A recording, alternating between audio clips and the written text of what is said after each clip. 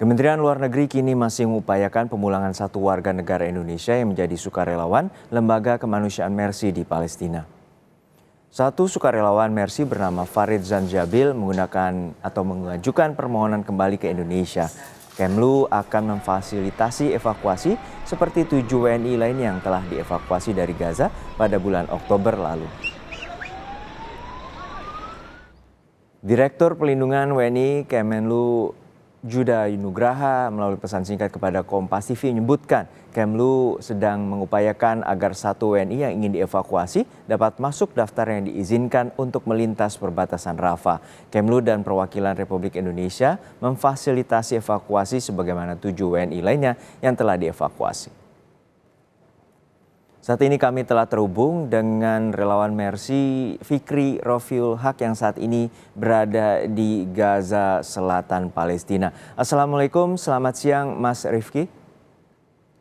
Mas Fikri. Ya, waalaikumsalam warahmatullahi wabarakatuh. Ya. Selamat pagi waktu Gaza, Mas. Ya, Mas Fikri, ini bagaimana kondisi saat ini? Tentu Anda saat ini telah tidak berada di Rumah Sakit Indonesia karena proses bombardir Israel yang terus dilangsungkan pada saat sebelum gencatan senjata dan saat ini adalah merupakan posisi gencatan senjata. Lalu bagaimana dengan pasien Anda sendiri dan juga relawan lainnya yang saat ini berada di Gaza?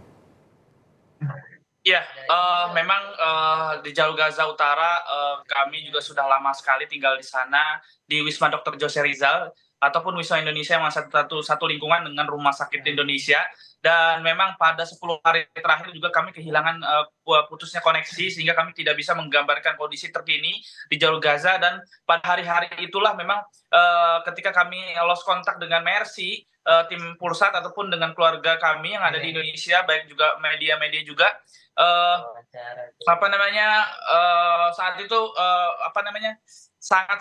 keadaan sangat buruk, di mana serangan-serangan terus dilakukan oleh militer Israel ke sekeliling Rumah Sakit Indonesia di luar area Rumah Sakit Indonesia. Dan pada hari-hari selanjutnya pun tank-tank baja pun sudah berada di sekitar Rumah Sakit Indonesia, sehingga kami juga tidak bisa bergerak bebas untuk membantu warga, dan juga tim medis pun saat itu tidak bisa bebas untuk mengevakuasi para korban-korban luka-luka ataupun korban meninggal. Dan memang saat ini sudah 3 kali proses evakuasi, kalau nggak salah Senin minggu lalu dan Selasa dan hari Rabu kami berhasil dievakuasi pada hari Rabu jam 3 waktu setempat bersama korban pengungsi dan juga korban luka-luka. Dan kami mengikuti proses evakuasi terakhir karena kami mengutamakan tentunya korban luka-luka yang dirawat di Rumah Sakit Indonesia dan juga para pengungsi. Untuk saat ini memang para pengungsi yang ada di Rumah Sakit Indonesia terakhir saya menggambarkan 2-3 ribu saja.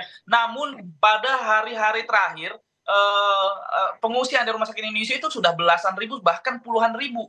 Karena sekolah-sekolahan yang seperti saya gambarkan, ada 3 sekolahan yang dekat area Rumah Sakit Indonesia, mereka semua mengungsi ke rumah sakit. Karena sekolah-sekolahan menjadi target, bahkan bukan sekolahan pun, Rumah Sakit Indonesia saat itu juga menjadi target serangan Zionis Israel saat itu. Dan juga kami saat ini mengungsi ke sekolahan yang ada di kota Khan Yunis, jalur Gaza bagian selatan, yang memang berdekatan sekali dengan Rumah Sakit Eropa. Ya, Mas Fikri, artinya pada saat hari Rabu lalu, pada saat dimulainya gencatan senjata, Anda dievakuasi juga bersama dengan 2 relawan Mercy lainnya dan bersama juga pasien maupun juga para korban yang masih dirawat di Rumah Sakit Indonesia. Lalu seperti apa kondisinya pada saat melalui evakuasi? Apakah itu terbatas dan kemudian serangan-serangan juga masih dilancarkan oleh pihak Israel? Ya, memang ketika kami saat evakuasi itu masih belum terjadinya gencatan senjata ya.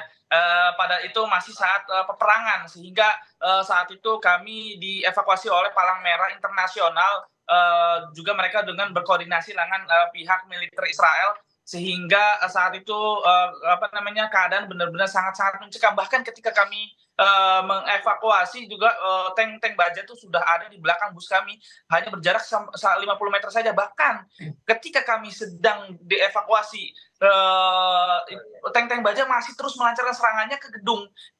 Artinya mereka ingin melemahkan mental kami dan menakutkan kami.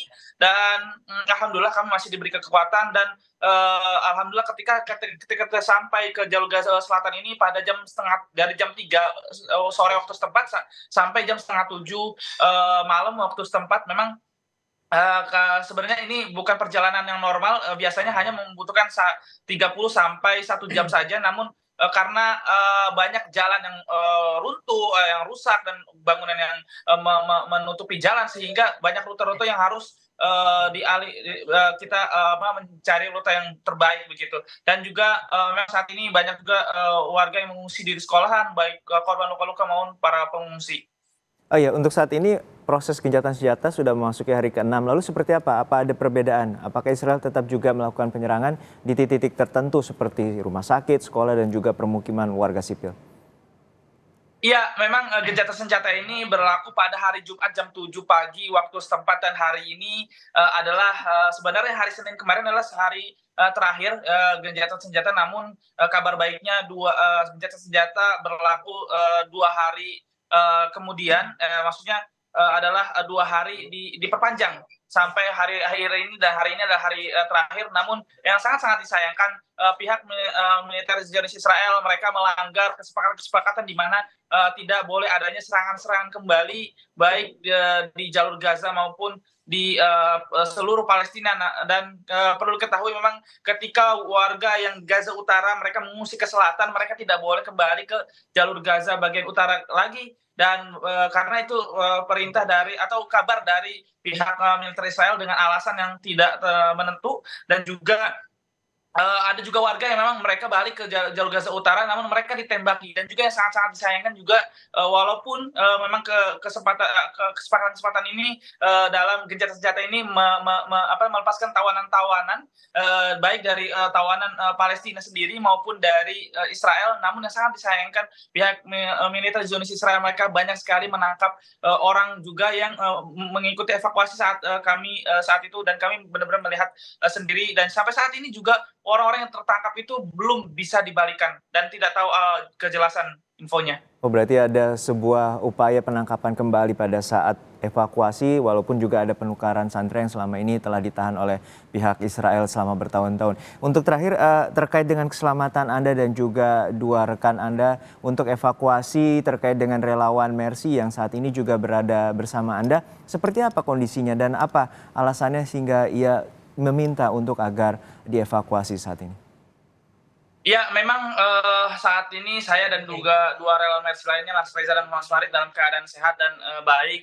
Dan memang sebenarnya, kami dari awal sebenarnya dari peperangan, serangan agresi militer Israel 7 Oktober 2023, kami, sampai, terakhir kami masih menolak untuk mengikuti evakuasi karena kami memang, masih terus bertugas di rumah sakit, Indonesia yang ada di jalur Gaza Utara. Memang yang kita tahu rumah sakit Indonesia ini adalah rumah sakit terbesar kedua di jalur Gaza dan juga rumah sakit terbesar yang ada di jalur Gaza Utara sehingga rumah sakit ini menjadi tumpu utama bagi masyarakat yang ada di jalur Gaza Utara sendiri sehingga perlu diketahui 900.000 jiwa yang memang yang tinggal di rumah sakit yang tinggal di jalur Gaza bagian utara dan memang kami juga sudah mengadakan rapat dan bahwa kami telah memutuskan memilih mengutamakan hak-hak suara masing-masing bahwa saya dan Mas Reza akan tetap tinggal di jalur Gaza dan Mas Farid akan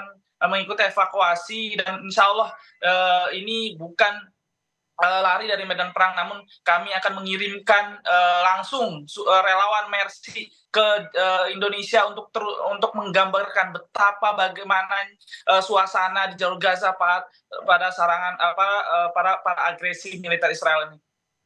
Ya, tentu kami turut bersimpatik dengan upaya Anda dan juga 3 relawan Mercy yang saat ini masih berada di Gaza untuk membantu para korban maupun juga para pengungsi. Hingga saat ini Anda menyatakan tadi ada 900.000 yang dari utara lalu menuju selatan. Hingga saat ini bagaimana kondisinya dan Anda saat ini berada di pengungsian bersama para pengungsi lainnya, kondisinya seperti apa dan Anda berada di Khan Yunis di dalam sebuah sekolah? Ya, maksud kami adalah jumlah warga yang mereka tinggal di jalur Gaza Utara ini, kalau saya tidak salah ini adalah 900.000 jiwa, dan memang hampir seluruhnya mereka juga sudah mengungsi ke jalur Gaza Selatan, walaupun masih ada beberapa warga yang memang mereka berada di jalur Gaza Utara. Namun perlu diketahui jalur Gaza Utara ini benar-benar sudah sulit untuk hidup di sana, di mana air bersih pun sudah tidak ada lagi, makanan pun sudah tidak ada lagi, dan juga tempat yang aman tentunya karena di sana benar-benar porak-poranda, dan juga tentu harga sangat-sangat melonjak, di mana jalur Gaza Utara ini terakhir satu bawang bombay aja bisa dihargai dengan 80.000 ya, 80 sampai 100.000. Sedangkan di jalur Gaza Selatan ini 1 kilonya bombay itu bisa dihargai mencapai 15 sampai 30.000 saja. Dan walaupun dan juga bukan hanya harganya sangat mahal, jalur Gaza ini udah tidak bisa lagi ditemukan buah-buahan ataupun karena kebun-kebun ini menjadi target. Dan saat ini kami mengungsi di sekolahan di kota Khan Yunis, jalur Gaza bagian selatan yang berdekatan sekali dengan rumah sakit Eropa. Walaupun banyak truk-truk bantuan yang juga sudah masuk ke jalur Gaza, namun bantuan-bantuan ini belum bisa merata. Secara saya lihat banyak juga warga juga mengantri di pom bensin dan juga mengambil BBM, serta bantuan-bantuan ini juga saya sudah meliput langsung dan berkomunikasi dengan warga bahwa mereka juga sudah 2 hari belum mendapatkan mengantri untuk mendapatkan gas LPG. Dan memang saat ini juga di sekolah-sekolah juga mencari air ini lumayan cukup susah, air bersih terutama. Dan lingkungan ini lumayan cukup kotor karena dikhawatirkan banyak penyakit yang memang tertular di masyarakat.